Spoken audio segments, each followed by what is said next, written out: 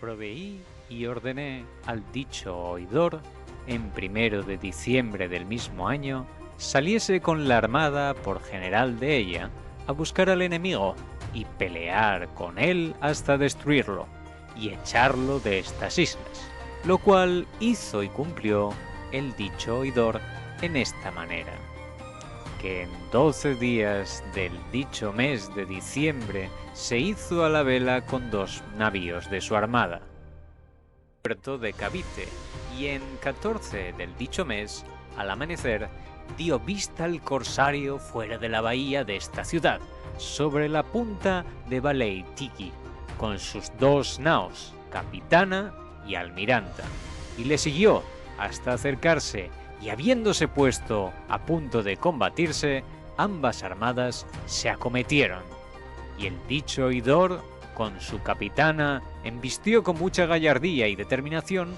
a la capitana del corsario, y la abordó, que era navío grande y fuerte, con mucha artillería y gente de pelea, y le echó luego dentro una bandera de infantería, con 30 arcabuceros y algunos aventureros y otra gente de mar, que le ganaron el castillo y cámara de popa, y banderas que traía, los cuales al fin de la batalla se retiraron a nuestra nao por el mucho fuego que últimamente se iba encendiendo en la del enemigo. Y con esto se trabó la batalla y combate de ambas partes, y duró más de 6 horas, con mucha artillería, mosquetería y arcabucería, que se disparó de todas partes. Por otra parte, se ganó y tomó al enemigo su almiranta, que venía a cargo de Lamberto Vietnam, con la gente, artillería y lo demás que dentro traía, habiéndose desabrazado las 2 capitanas por el fuego que se había encendido, y mucha agua que por proa la nuestra hacía. La del enemigo se puso en huida con solo el trinquete que le había quedado, con toda la gente muerta, habiendo perdido la chalupa y el estandarte y banderas de gavia y cuadra, y desaparejando las vergas, las velas y jarcia, y la nao abierta por muchas partes, que dejó ir a popa. Y se ha entendido por diferentes relaciones que ha habido, pasó por Borneo con solo 15 o 16 hombres vivos, y los más estropeados y heridos. Y pocos días después se acabó de perder junto a la de Sunda, y el dicho oidor pasó con la gente de su compañía mucho trabajo y riesgo, porque, de más de algunas personas de cuenta que murieron peleando, por habérsele abierto la nao por la proa, como está dicho, por ser navío feble y no fabricado para de esta armada, que no pudo remediar ni vencer el agua que hacía. Se le fue a pique el mismo día, donde se ahogó parte de la gente que en él había, por hallarse cansados de pelear y aún no se haber desarmado. Y el dicho oidor, que jamás quiso salir de la nao ni desampararla, salió al agua cuando se anegó con la demás gente, y se salvó con ella a nado, sacando consigo algunas de las banderas del enemigo en una isleta despoblada nombrada Fortune, 2 leguas de donde fue la pelea.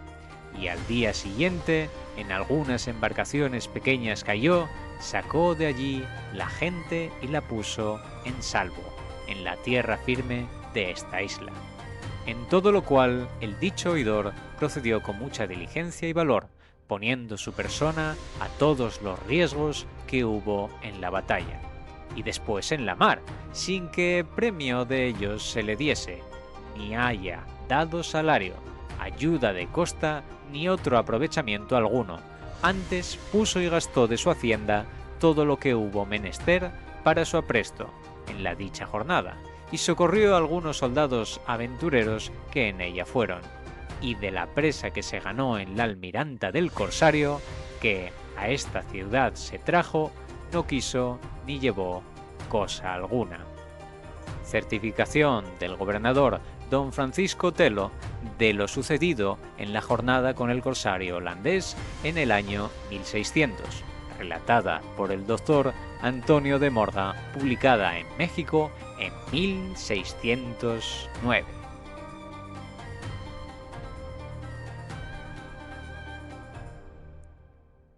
Hablar del galeón de Manila es como intentar desentrañar un ovillo de lana enredado con siglos de historia.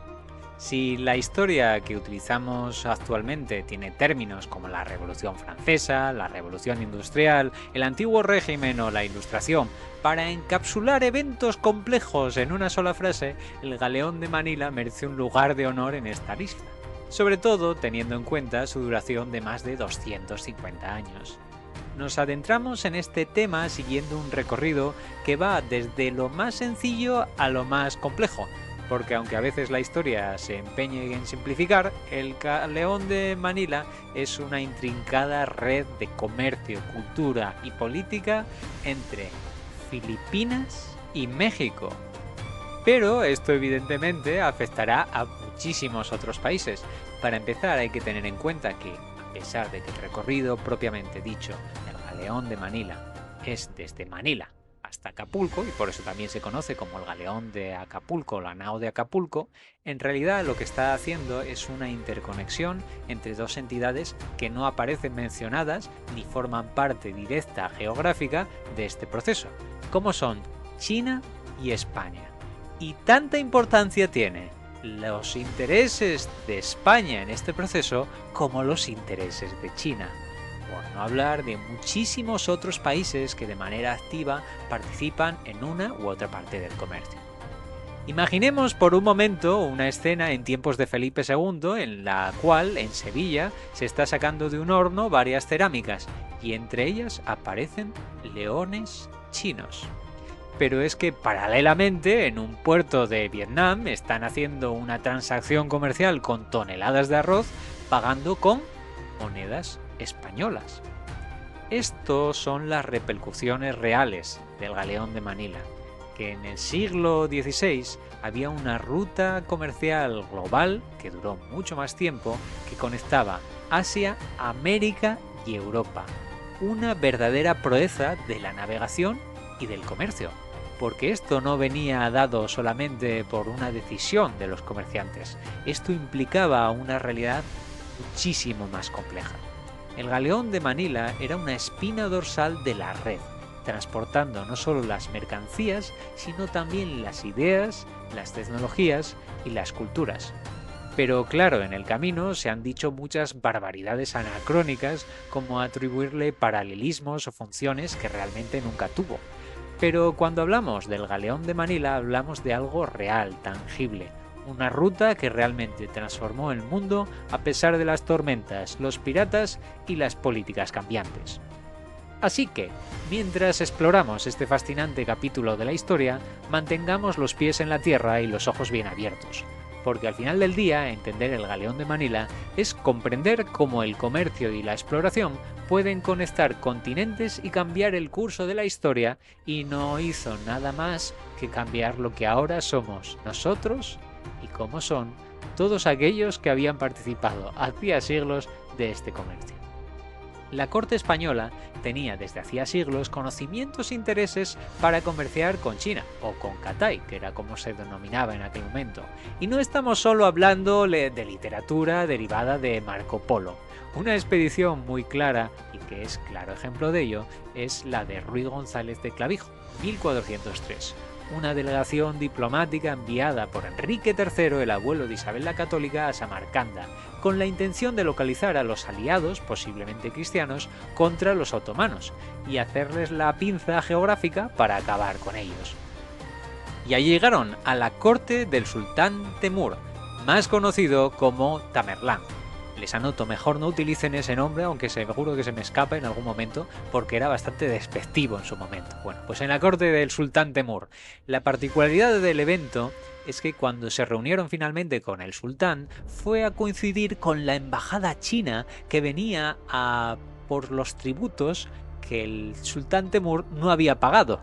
Y se encontraron además con un problema por el cual el sultán estaba mucho más a favor de los castellanos que de los chinos, lo que generó ciertas tensiones que terminarán derivando en guerra. Pero más allá del conflicto diplomático que esto generó, los españoles aprovecharon para tomar notas. China, Cathay en aquel momento, era una fuente de especulaciones. Para ellos habían podido estar muy cerca de los chinos y trajeron información esencial sobre la realidad, sobre los materiales del comercio, sobre las sedas, las porcelanas, las joyas, las perlas, pero también elementos de navegación. Y estamos hablando de Samarcanda, que está bastante lejos del mar. Los barcos, los juncos chinos, la manera de construirlos y, mucho más importante, sus brújulas, pero no unas brújulas cualquiera, sino aquellas especialmente adaptadas para su empleo en la navegación marítima. Este último hecho lo tendrán en cuenta todos los libros de docencia naval en España prácticamente hasta la actualidad, generando también una fiebre por obtener estos objetos científicos, aunque en ocasiones se confundían y traían elementos más mistéricos como las luopan o las brújulas de Feng Shui. Pero bien, si la expedición de Ruy González de Clavijo fue finalmente agasajada, perdieron en su regreso prácticamente todos los objetos. Lo que sí que llegó fueron las descripciones. Pero la embajada previa sí que llegó a traer sedas, que actualmente se conservan en el Museo de la Catedral de Santiago de Compostela. Justo cuando Ruy de Clavijo se encontraba regresando de su viaje, se empezaron a dar una serie de hitos en la historia de la navegación a nivel mundial. Las expediciones de Zheng He. 7 expediciones entre el año 1405 y 1433 que llegaron desde China hasta las costas de Mozambique, pidiendo abrir rutas comerciales y solicitando el vasallaje de todos los monarcas del mundo conocido, y regresando, como no, a China con infinidad de materiales de comercio, reliquias y tributos, y alguna que otra jirafa que cambió la iconografía de la historia de China. La información obtenida durante este viaje fue esencial durante los siglos siguientes, tanto sobre las diferencias entre las culturas de las ubicaciones visitadas como en la cartografía y las posibilidades comerciales. Todo ello aparecerá recurrentemente en las referencias procedentes de los marinos a través de relatos, entrevistas y sobre todo también han llegado al mundo ibérico gracias a los portugueses, ya que por donde ellos pasaban les decían no, si por aquí ya pasaron los chinos hace tiempo, sí, traen unos barcos mucho más grandes que los que tenéis ahí. En principio los portugueses lo asumían con una serie de exageraciones, hasta que actualmente la arqueología está descubriendo que estamos hablando de unos barcos que eran prácticamente portaaviones si los comparamos con las naos españolas y portuguesas. Fue un acontecimiento que cambió la historia antes y después de la llegada de los ibéricos a Asia.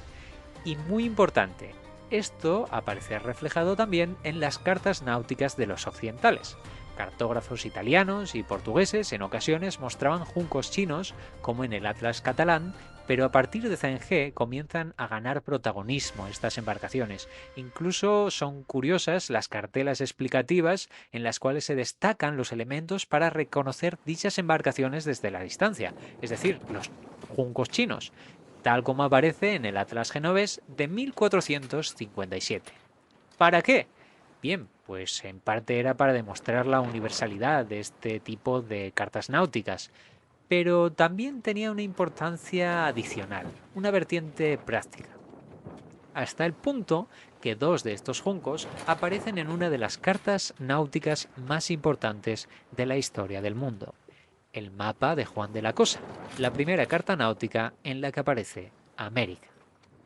De lo que no cabe dudas es de que Colón contó con mucha ayuda a través de diversas entrevistas y él mismo buscando por diferentes focos, pues algunos supervivientes de expediciones que estuvieran relacionados con China, o lo que realmente Cristóbal Colón pensaba que podía ser el nuevo territorio que podía llegar a alcanzar.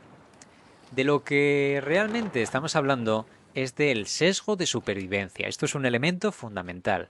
A pesar de que hablemos de la era de los descubrimientos, normalmente no nos damos cuenta de la cantidad de desgracias generadas a través de todos estos viajes, en los cuales solo nos llega la información de la mayoría de ellos que consiguieron regresar.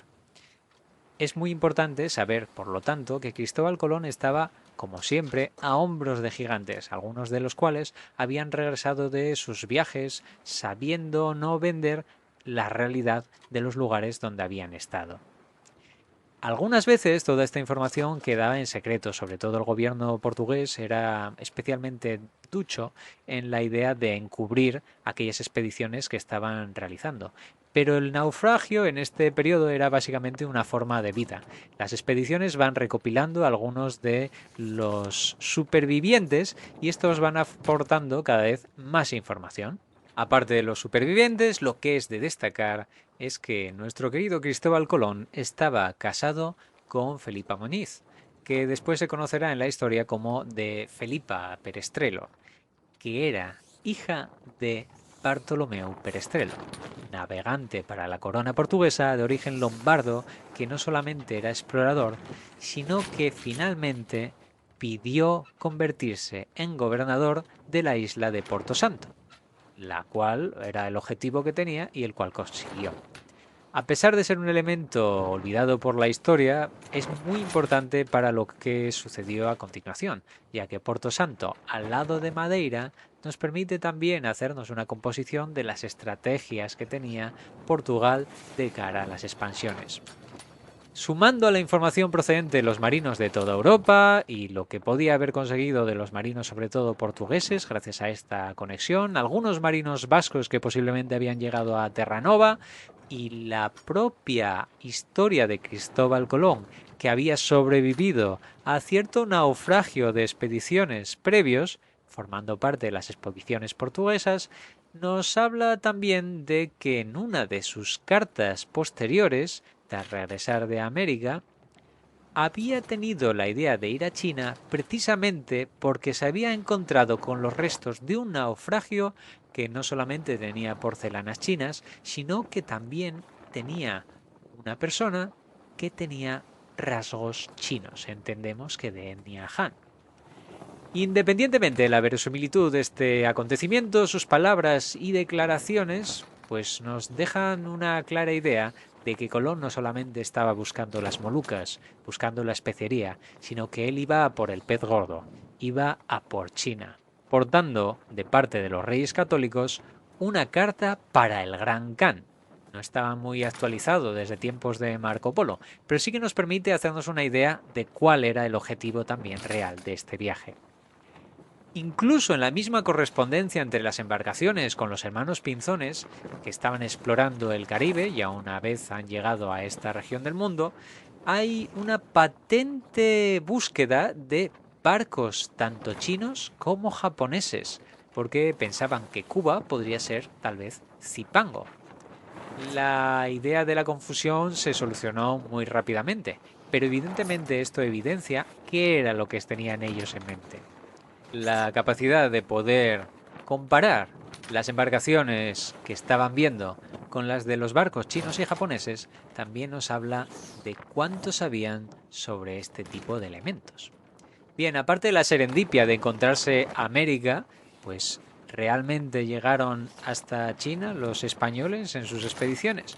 Bien, los primeros españoles en contacto con los chinos fueron precisamente los de los restos de la expedición de Magallanes con el Can. Después de 1000 aventuras quedaron 2 embarcaciones al cargo de Gonzalo Gómez de Espinosa y de Juan Sebastián Elcano. Entre Filipinas y las Molucas, las islas de la especería, se encontraron 2 juncos chinos y comerciaron con ellos materiales incluidos la seda y las porcelanas. Por lo tanto, ya tenemos al Cano que no solamente ya se llevaría a casa un montón de elementos curiosos y mucho dinero procedente de la especiería, pero que también ha llegado a tocar ese comercio con China que se estaba buscando. Pero no fue la única cosa que encontraron los españoles por las Molucas. Estamos en 1521. Los españoles, que habían asomado la patita por primera vez al Pacífico en 1513, pensaban que eran los primeros. Pues bien, los portugueses ya tenían una ciudad en el sudeste asiático, Malaca, conquistada en 1511. E inmediatamente habían posicionado todas sus embarcaciones para llegar a las Islas Molucas. Más interesante resulta que el propio Magallanes había participado en la conquista de Malaca, pero todo era un secreto. Habían reavivado la antigua ruta de la seda marítima, en la que ya griegos y romanos habían participado y habían llegado hasta la India, donde también se habían asentado, y que el propio Zheng He, el almirante chino del que habíamos hablado, también se había encargado de reavivarlo. Por lo tanto, va fluctuando la idea de esta línea que actualmente era portuguesa. La ruta de la seda marítima estaba entrando bajo control de las factorías que iban emplazando como una especie de gasolineras de carretera a lo largo de todo el recorrido los portugueses. Y no solamente estos portugueses habían visto a los chinos antes que ellos, habían colaborado activamente en la conquista de Malaca y les habían dado acceso directamente hasta llegar a Cantón en 1513. Es decir, cuando los españoles asomaron por el Pacífico, los portugueses ya estaban en China. Evidentemente, los restos de la expedición, al volver a casa, empezaron a informar sobre lo que estaba sucediendo. Y no se irían con las manos vacías porque los portugueses habían hecho amigos, pero también enemigos. Es decir, algunos de los pobladores locales habían agasajado a los españoles con especias, las cuales ahora estaban llegando a España. Elcano, en la nao Victoria, se dirigió hacia el oeste, la ruta más complicada, a través de todas las rutas marítimas de los portugueses de las que hemos hablado. Y tenían que evitarlos, por lo tanto, las casuísticas náuticas fueron extraordinariamente complejas, haciendo saltos sin cabotear y sin tocar puertos solamente para evitar a los portugueses. Si ya era difícil dar la vuelta al mundo de rebote y recorriendo 2 veces la distancia original, pues nos podemos hacer una idea de lo mucho que tuvieron que sufrir en estos viajes. No olvidemos, evidentemente, que la expedición no era para dar la vuelta al mundo, sino que era para reclamar las Islas de las Especias por el Tratado de Tordesillas de 1494. Había que poner un pie en Asia, a pesar de que los españoles no tenían ningún derecho hacia estas islas, ya que no les correspondían por la división que se había hecho con Portugal. Los españoles realmente no habían acertado ni locos, que entre otras cosas esto evidencia la astucia de los portugueses, que gracias al secretismo posiblemente ya estuvieran bastante más informados de dónde estaban las islas de la Especería y Brasil. Por otro lado, Gómez de Espinosa, que llevaba la embarcación almiranta de la flota, mucho más pesada y deteriorada, que es el que se dividió de la expedición del Cano, finalmente fue el que decidió irse a Panamá. Pero las tormentas y la posterior captura por los portugueses le hicieron imposible ese regreso. Y este, aunque no lo parezca, fue el primer intento español documentado de cruzar desde Asia y cruzar el Pacífico en la dirección contraria.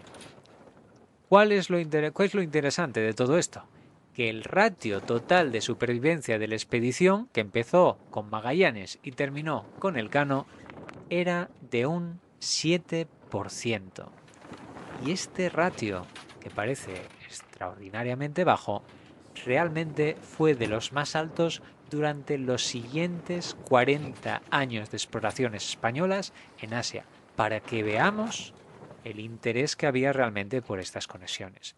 No sería el único intento de conseguir esta ruta. Pese al Tratado de Zaragoza en 1529, en el que Carlos I vendía los derechos de las Molucas a Juan III de Portugal, básicamente diciéndolo, bueno, pues más o menos me das un precio básico, pero que en el futuro te podré recomprar estos territorios por 300.000 ducados. Tenía tantas guerras Carlos I que realmente pues tenía necesidades de este dinero. Pero aún así, España siguió haciendo diferentes incursiones, muchas de ellas en base a la Casa de la Especería de La Coruña, que se ha olvidado mucho, pero era fundamental para este tipo de expediciones. Pero evidentemente, con el Tratado de Zaragoza fue el final de este tipo de impulsos desde La Coruña. Las islas, como hemos dicho, habían costado a España 350.000 ducados, evidentemente para mantener las guerras con Francia. Y esto era una auténtica barbaridad de dinero. Calculemos que cada 2 ducados era un sueldo de un soldado. Pues estamos hablando de 350.000. Bueno, pues esta adquisición realmente le salió redonda a los portugueses. ¿Por qué? La conquista de Malaca, en la que había participado Magallanes, con algunos de los marineros que habían participado también en la exploración de Magallanes y Elcano, habían sacado de Malaca, durante la conquista, 2.800.000 ducados. Y esto solo en sueldos para la tropa. 8 veces más del coste que les habían supuesto a los españoles las Molucas. Evidentemente, era una ganga para los lusos.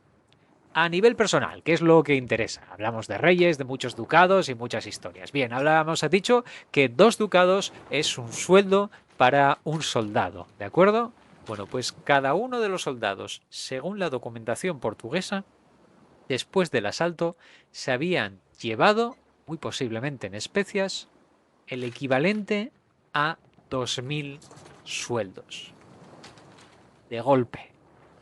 Evidentemente con problemas para poder regresar a casa y con inmensos problemas también de inflación, ya que tendrían que sustentarse en base a ese dinero que habían obtenido. Y el mercado sabría asumirlo de manera clara.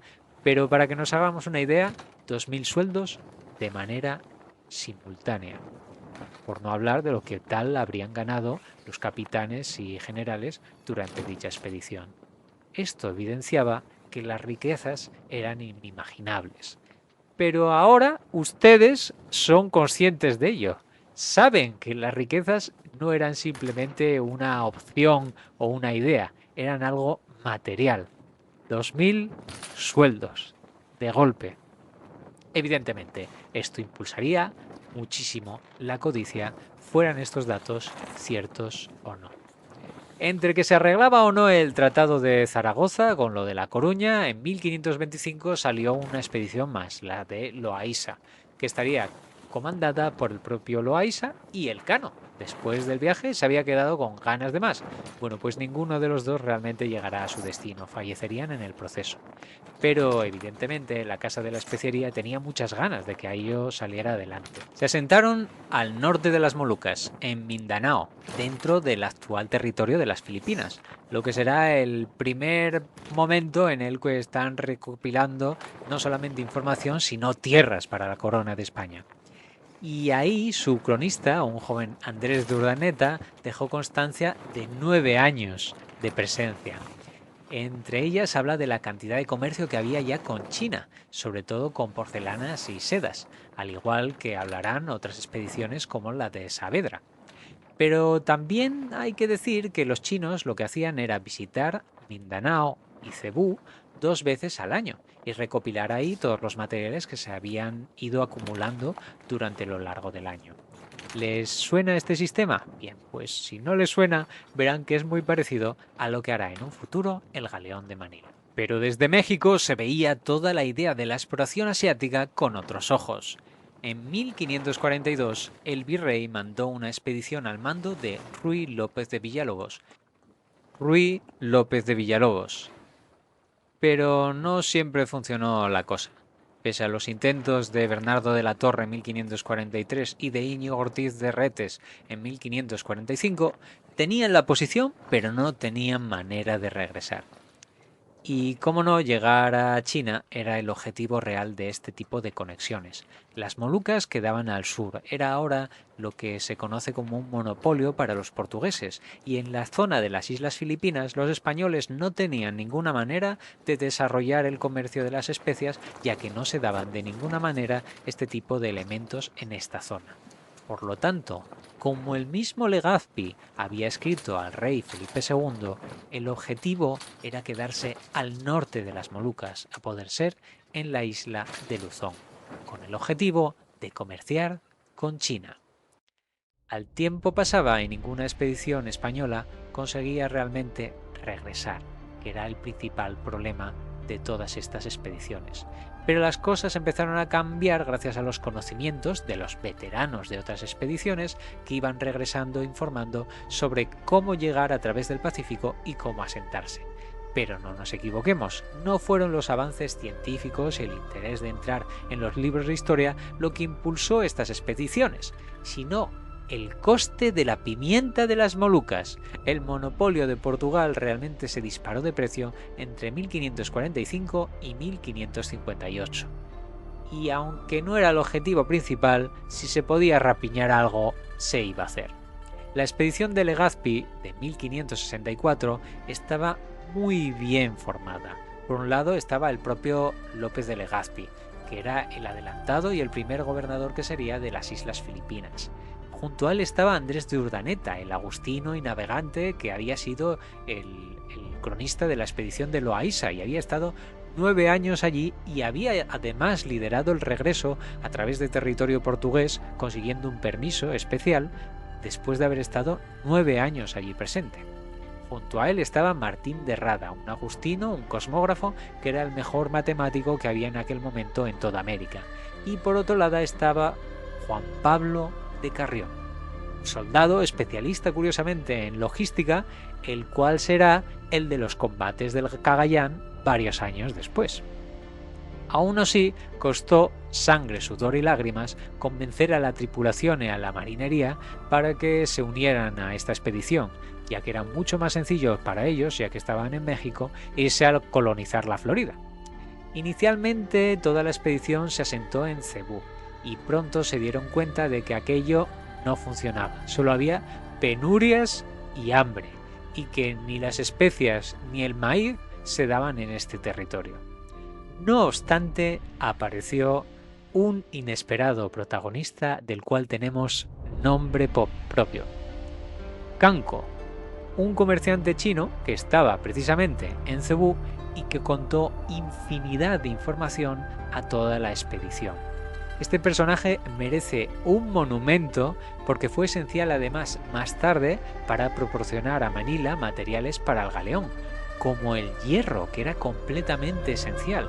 Curiosamente, esto hacía que estuviera en mejores condiciones la expedición para regresar que para salir de América, gracias a que ahora tenían toda la ingeniería y la industria de China apoyándole gracias a este comercio. ¿Y qué otras cosas compraban los españoles para hacer estos viajes a nuestros colegas chinos? Pues jamón. Exactamente, aunque al principio se sorprendieron, pronto se dieron cuenta de que era un recurso interesante para las largas travesías que tenían que realizar a lo largo del Pacífico, o lo que es lo mismo, el matalotaje.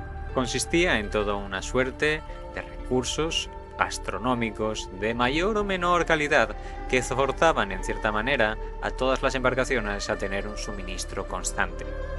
La cuestión parte de que precisamente el salto del Pacífico era tan prolongado que la cantidad de alimentos que se tenían que asumir y llevar durante el viaje era muchísimo mayor al del resto de expediciones que se podían realizar. Esta es la diferencia básica entre el concepto de cabotaje, yendo por la costa, o el de ir mar adentro. En el caso del Pacífico, algo ineludible. Según el contrato establecido a la hora de partir de puerto, se podía tener toda esta comida pagada previamente o, como en el caso de muchos misioneros muy poco afortunados, tener que ir pescando durante todo el viaje, y la pesca de altura no era algo especialmente fácil. Aquí viene otra jugada por parte de nuestros queridos hispánicos. El objetivo era dirigirse hacia las Filipinas y así nos saltábamos todo el territorio que tenía que ver con los portugueses. El salto sería desde América y se evitarían también las Molucas, a las cuales se habían cedido a los portugueses en este acuerdo de Zaragoza. Bien, como esto se medía por meridianos, es decir, desde el polo norte hasta el polo sur, pues las Molucas entrarían dentro del territorio de los portugueses. La cuestión es tan sencilla como que los portugueses, por no meterse en más jaleos, decidieron hacer la vista gorda a las reclamaciones españolas del territorio en Filipinas. Y por lo tanto, queramos o no, los portugueses contribuyeron de una manera fundamental a la realidad de la presencia española en Asia, tanto para lo bueno como para lo malo. Así que, sea como sea, muchas gracias a Portugal por habernos permitido estar por esos territorios. Salvo la intuición de Legazpi sobre el asentamiento en el norte de las Filipinas, nadie realmente era consciente de la escala a la que iba a llegar todo este comercio. Finalmente se asentaron en Cavite, aunque realmente saltaron después hacia Manila. Manila era un asentamiento previo islámico y más o menos como sucedería en Malaca, primero se trata de hacer un acuerdo, pero ante determinadas situaciones, que además les vienen muy bien para justificar un casus belli, finalmente terminan expulsando al sultanato que estaba allí establecido. Lo que no se valora normalmente es la realidad de esto visto desde China. En tiempos de Zheng He, había llegado hasta las puertas de la revolución industrial, controlando la mayor red de comercio marítimo del mundo. La terrestre también, a través de la ruta de la seda, y todo esto con repercusiones en la sociedad china, como por ejemplo la impresión de papel moneda para las transacciones. Pero, con el inicio de los Ming, los mongoles, a partir de 1368, empiezan a entrar en declive, de esa potencia industrial y naval a bajar de cabeza por la presión de los mongoles, que ya estaban controlando el territorio y se habían hecho realmente con el imperio en China. El comercio, por ejemplo, pasó de tener billetes a centrarse en la moneda de cobre, porque en China no había muchas minas de plata. Y esto será lo que cambiará el curso de la historia. La geografía haciendo juegos malabares con la política. Y eso que a partir de 1500 los japoneses empezaron a exportar plata, descrita por los españoles como pedacitos de plata. Pero eso no permitía mover un mercado tan inmenso como el de China, más aún con una reforma tributaria que se estaba dando, la reforma del látigo único, un impuesto general que solo podía pagarse de una forma, con plata. Y esta ley estuvo en funcionamiento entre 1530 y 1570. China estaba ávida de plata. Y en este momento, casualidades del destino, o 5 años antes, empezarán a llegar los españoles desde América, con una manera de regresar hasta Acapulco. Pero no adelantaremos acontecimientos. ¿Qué tenían? Bien. La segunda pieza clave en la producción americana de plata pues estaba empezando a poner en funcionamiento. Los españoles no solo descubrieron un nuevo continente, sino que también tenía las vetas de plata más ricas del mundo. En 1555 la introducción del proceso de amalgamación con mercurio permitió obtener plata de excelente calidad, la mejor, con el mercurio de las minas de Almadén y de Huancavelica. La explotación de la plata en Zacatecas y Potosí se disparó, multiplicándose por 7 entre 1572 y 1592. Entre 1500 y 1800, la América hispana produjo más del 80% de toda la plata mundial. La mayoría de esta plata se transportaba a Sevilla para financiar al Imperio Español, pero una tercera parte terminó en China. La fundación de Manila conectó los dos sistemas monetarios basados en la plata. Uno el mexicano, donde la plata era abundante y barata, y el otro el chino, donde era escasa y valiosa. Nos podemos imaginar las repercusiones que esto tendría. En 1570 la relación plata-hora en México era de 12:1, mientras que en China era de 4:1.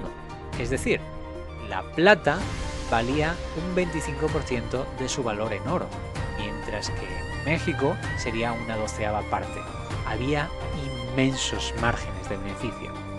Significaba que la plata mexicana triplicaba por lo menos su valor en el mercado chino. Así, China absorbía la plata americana mientras los españoles exclamaban asombrados que todo era especialmente barato en China, que era como regalado, como que quisieran que se llevaran las cosas. La tercera pieza de este rompecabezas es cómo la sed china de plata y la abundancia americana se mantuvieron interconectadas. El sistema productivo chino, el más avanzado del mundo en este momento, impulsado sobre todo con las ideas de las empresas que se fundaban en Fujian, permitía adquirir, manufacturar y distribuir productos con gran eficiencia. ¿Recuerdan el sistema de los chinos de asomarse por las islas Filipinas antes de la llegada de los españoles con 1 o 2 barcos al año y que esto permitiera circular y mantener el precio de los productos? Bueno, pues ahora es cuando los españoles empiezan a ponerlo en funcionamiento. China conocía la producción en cadena desde antes del siglo III a.C., con los guerreros de Xi'an y la producción masiva de seda durante las dinastías Han y Tang. En el año 1000, la cerámica china ya inundaba los mercados del Índico. Con siglos de comercio internacional, China estaba habituada a adaptar la oferta a la demanda a nivel global. Por ejemplo, los hornos de Shenzhen producían porcelana fina a un coste y generalmente también podían jugar con una más gruesa para la exportación, la que se conocía como la porcelana crack, decorada a los gustos de los extranjeros. Esta capacidad de adaptación fue clave para satisfacer la demanda americana y también mantener el flujo continuo de esta plata. Evidentemente, demanda americana que era una demanda global de todo Occidente. Desde la época de los Song, China tenía acceso al mercado del Índico, el océano con mayor tráfico comercial del planeta en aquel momento, conectando las riquezas del interior de Asia de las del exterior. Desde la mirra y el incienso de Arabia, que perfumaban los países de toda Asia, hasta los caballos y el cobalto de Persia, el azul, que decoraba las cerámicas de la dinastía Ming, el lapislázuli y el opio de Afganistán, que eran esenciales para la medicina, y también la pimienta y el algodón de la India, la canela de Ceilán, el jengibre de Corea y las especias de Insulindia, como el alcanfor, el clavo y la nuez moscada. Todo ello era básico para el mercado en China. La fundación de Manila conectó estos tesoros también con los mercados españoles y americanos, ampliando enormemente el alcance y la oferta de los productos. Pero esto tenía una jugada interior más interesante dentro de Manila: los chinos del Parián. En los primeros años, el comercio entre chinos y filipinos floreció sin restricciones españolas. China ya tenía una larga tradición de comercio, como hemos visto con las islas. Aunque el comercio marítimo fue prohibido tras los viajes de Zheng, los restos de cerámica encontrados en Filipinas y ciertos relatos nos hablan de que estas conexiones seguían especialmente vivas, como lo que llegaron a ver los españoles. El comercio exterior de China, aunque nunca cesó, se llevó a cabo a través de la diáspora china. Con la llegada de los europeos en el siglo XVI, esta diáspora se fortaleció y surgieron barrios chinos en Malaca, en Manila o en Batavia.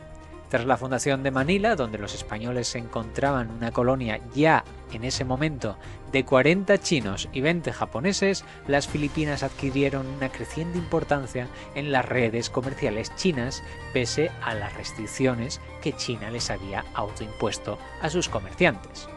En 1572 llegaron 10 juncos chinos a Filipinas, distribuyéndose entre el río de Manila, Mindoro y el Balayan.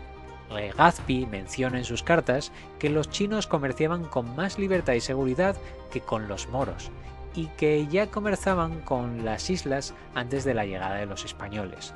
El comercio con Manila se equiparaba al de las otras islas y los comerciantes chinos procedentes de una amplia franja costera desde Cantón hasta Ningbo conocían bien la región, hasta el punto de que arreglaron las cartas náuticas de Legazpi a mano alzada cuando tuvieron reuniones con él.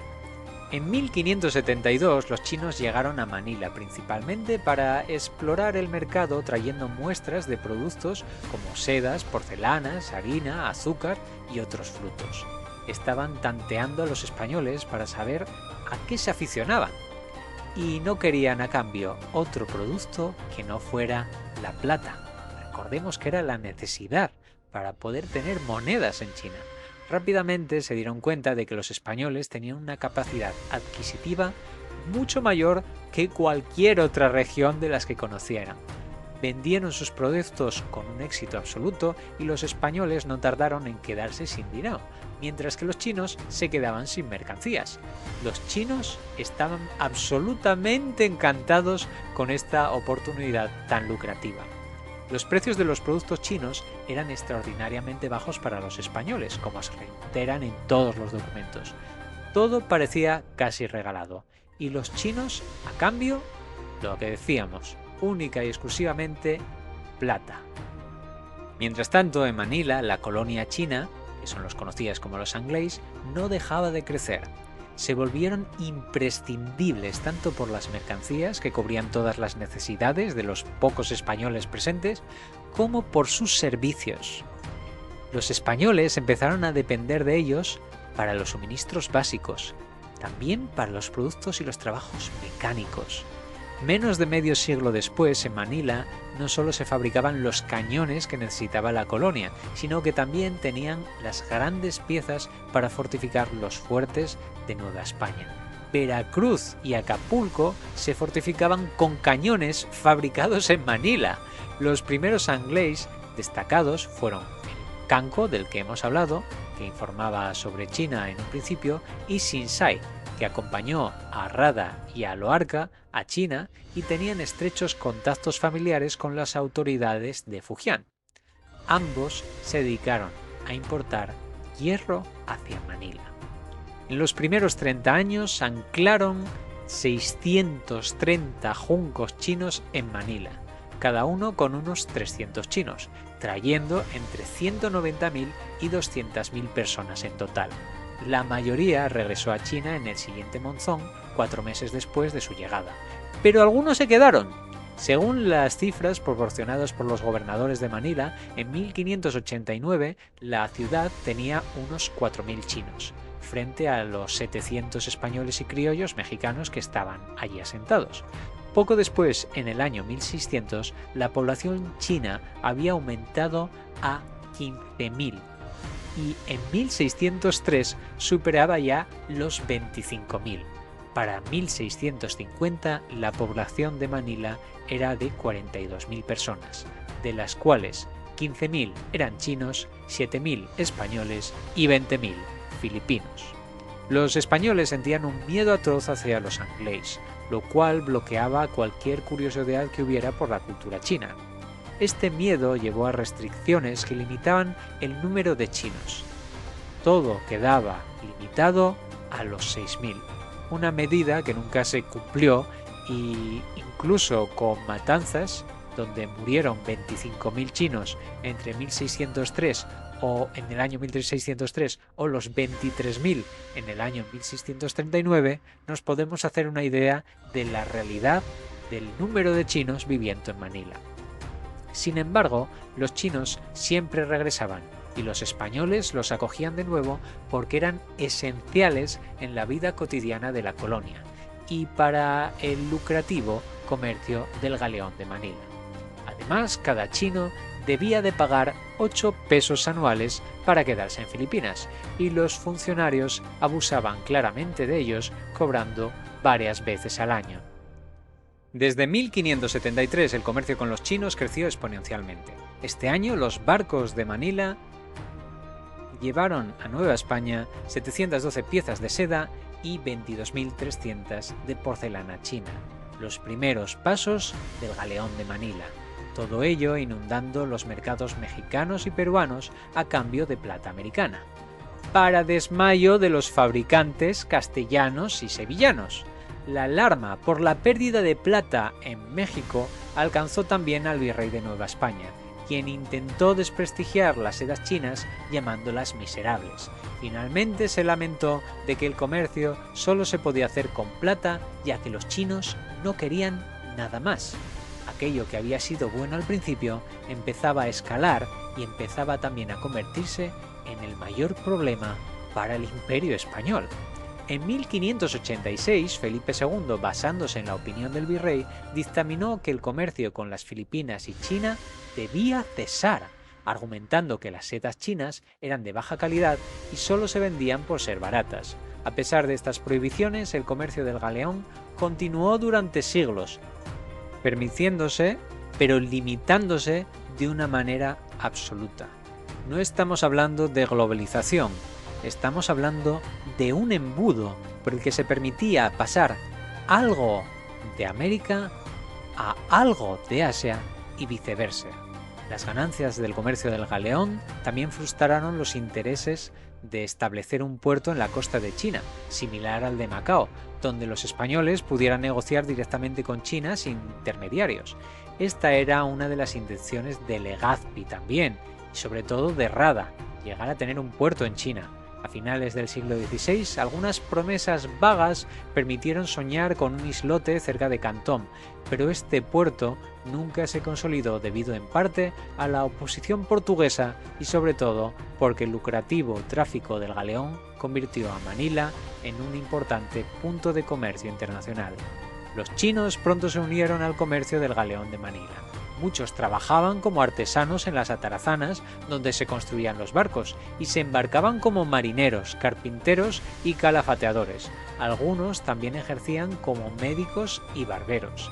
Desde 1592 la documentación de los galeones incluye listas de chinos que viajaban en ellos y se quedaban en Acapulco trabajando como carpinteros. Antes de 1585 había ya 85 chinos en México y en España. El miedo a los angles llevó a que desde 1581 se les recluyera en el Parián, un barrio fuera de la zona intramuros, la parte más protegida de Manila. La estructura era cuadrada, similar al de las grandes casas fortalezas de Guangdong o de Fujian. El Parián tenía un gran espacio central y más de 100 tiendas en los bajos fortificados, con viviendas arriba para albergar a decenas de miles de chinos. Construidos en madera y cañas, era a menudo destruido por el fuego, al igual que la propia Manila. El Parián se convirtió en un Chinatown clásico, una comunidad autosuficiente con todos sus servicios, restaurantes, festivales, teatros e imprentas donde se imprimieron los primeros libros en Filipinas, tanto en chino como en castellano. Lejos de ser un barrio marginal, era el centro comercial de Manila, aunque el monopolio comercial chino provocó diferentes ataques. Los juncos chinos partían de Manila principalmente desde los puertos de Guangzhou y Xiamen, en Fujian, así como también desde Cantón y Macao. La travesía era entre 650 y 700 millas marítimas. Duraba entre 15 y 20 días. Inicialmente los españoles implementaron la pancada, donde todas las mercancías chinas se vendían como en lotes, comprado por un grupo designado por el gobernador. Sin embargo, desde el principio los españoles eludieron este sistema al hacer traer mercancías a precios acordados previamente o desembarcarlas antes de llegar a Manila. Aunque la pancada oficialmente estuvo en rigor entre 1593 a 1696, siempre fue ineficaz. La realidad era que todos los que llegaban a Filipinas esperaban participar en el comercio del galeón, inicialmente sin restricciones más allá de la capacidad financiera que tuvieran.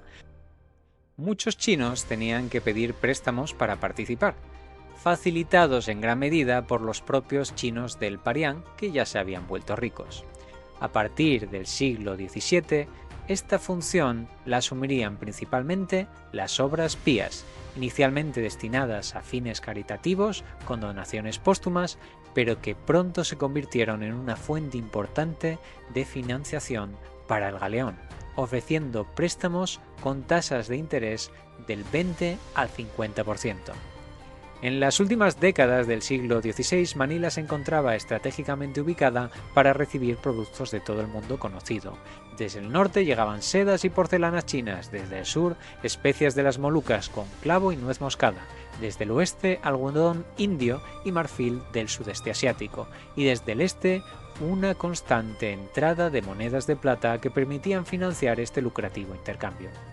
Manila, por lo tanto, fungía como un punto crucial donde convergían dos demandas insaciables: la seda china en América y la plata americana en China. ambos mercados controlados estrictamente por las administraciones china y española, que, paradójicamente, limitaban el comercio directo entre ambas regiones. En definitiva, lo que tenemos es una historia de una globalización truncada, que no podía ser efectiva por las limitaciones que los gobiernos centrales de China y España ejercían para que todas sus estructuras económicas no reventaran precisamente por el buen funcionamiento del Galeón de Manila. Espero que esto les haya servido como una especie de plataforma para comprender de manera muy rápida en qué consistía la llegada de los españoles y el inicio del Galeón de Manila. En base a esto, la presencia de los japoneses se iría incrementando, en muchos casos de manera paralela al ascenso e importancia de los chinos, que como hemos visto ya estaban presentes en Manila, unos y otros, antes de la llegada de los españoles, pero con una posición realmente antitética. Mientras que los chinos generaban ciertas inquietudes sobre su presencia en la región y de ahí las limitaciones, los japoneses conversos al cristianismo eran plenamente confiables a ojos de los españoles, hasta el punto de que muchos de ellos cumplieron funciones policiales en Manila, aunque eso es otra historia. Muchas gracias a la organización de la Semana Cultural Japonesa por haberme solicitado dicho resumen sobre los orígenes del Galeón de Manila. Espero que les haya servido para asentar un poco los conocimientos navales y comerciales del proceso, así como las dificultades constantes derivadas de este proceso y la importancia de los chinos en el asentamiento de esta megaestructura comercial intercontinental. Muchas gracias por su atención.